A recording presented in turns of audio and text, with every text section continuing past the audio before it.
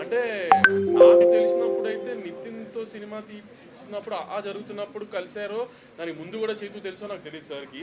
నేను ఇండస్ట్రీలో కొంచెం యాక్టివ్ అయిన నుంచి కాబట్టి ఆ టైంలో ఒక సాంగ్ రాయించారు చైతు లిరిసిస్ట్ కాబట్టి. సో అప్పటి నుంచి క్లోజ్ అనుకుంటున్నాను, మరి నాకు గుర్తున్నంత వరకు అయితే.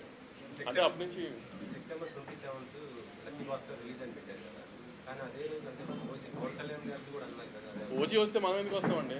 కళ్యాణ్ గారి సినిమా మా సినిమా కింద లెక్క కదా. ఓజీ వస్తే మేము ఎందుకు వస్తాం రా? అది మనకు తెలీదు.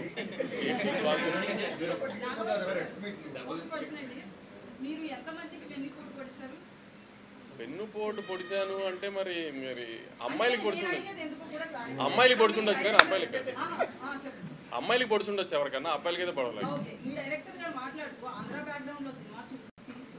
ఆంధ్ర వాళ్ళని కించపరిచేలాగా వెన్నుపోటు పొడుస్తారు, వీళ్ళు 15 ఏళ్ళైనా సరే వాళ్ళు నవ్వుతూనే ఉండి వెన్నుపోటు పొడుస్తున్నారని ఎప్పటికో తెలుస్తుంది అని మాట్లాడారు. మీకు డేటా అయిపోయిందా? తర్వాత నెక్స్ట్ 10 సెకండ్ల వీడియో చూడాలి. నేను ఆంధ్ర వాడిని కాదనలేదు, తను చెప్పింది ఆ సెన్స్ లో కాదండి. ఇప్పుడు మీకు నేను ఏదైనా అన్యాయం చేస్తే మీరు గుర్తుపెట్టుకున్నా యూ పే బ్యాక్ అని చెప్పాడు తను. అంటే ఎదురుగుండా వెళ్ళి పొడుస్తాడని కాదు తను చెప్పింది. వెనక నుంచి పొడుస్తాడు కావాలని వెళ్ళని కాదు నేను అనేది.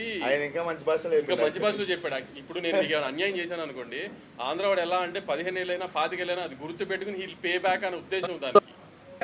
అంతే తప్పితే ఎవరికి పడితే ఆయన మోసం చేస్తాడని కాదు ఆంధ్రవాడు. అండ్ అయినా అందరు కాదు కొందరు అన్నాడు ఆ ముక్క.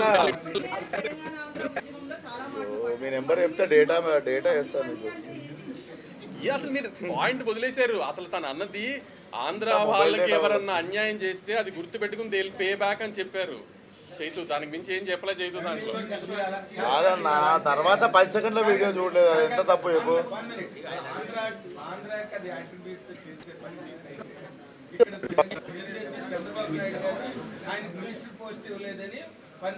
సార్ మీరు చాలా పెద్ద పెద్ద విషయాల్లోకి